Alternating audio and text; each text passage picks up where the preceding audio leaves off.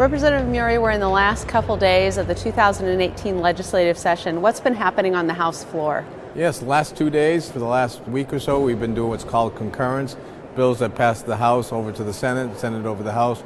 The bills have to be either matched up completely or they don't pass, and that's where negotiations begin.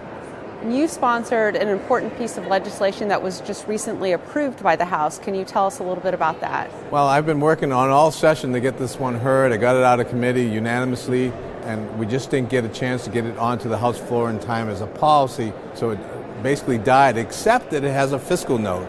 And the Markham Fix bill had a $7 million negative fiscal note. In other words, we were going to have to spend $7 million more in lawyers and court costs if we didn't fix this bill.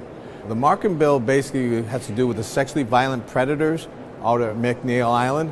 There's approximately 250 of them out there. And these men and one woman were giving, through the Supreme Court decision, on a close 5-3 decision, an unfettered right to have every year or every 2 years a public hearing on whether they're fit to come out in public. That was not the way we thought we wrote the law.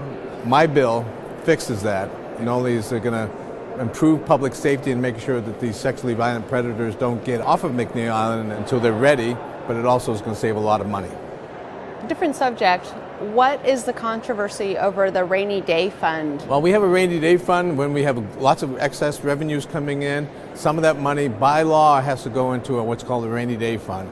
And that's where we build up reserves for, they call it a rainy day, but in reality is when we have an economic downturn. Instead of cutting all programs and raising taxes, we can dip into our rainy day fund. Most municipalities usually have about a 2-month reserve.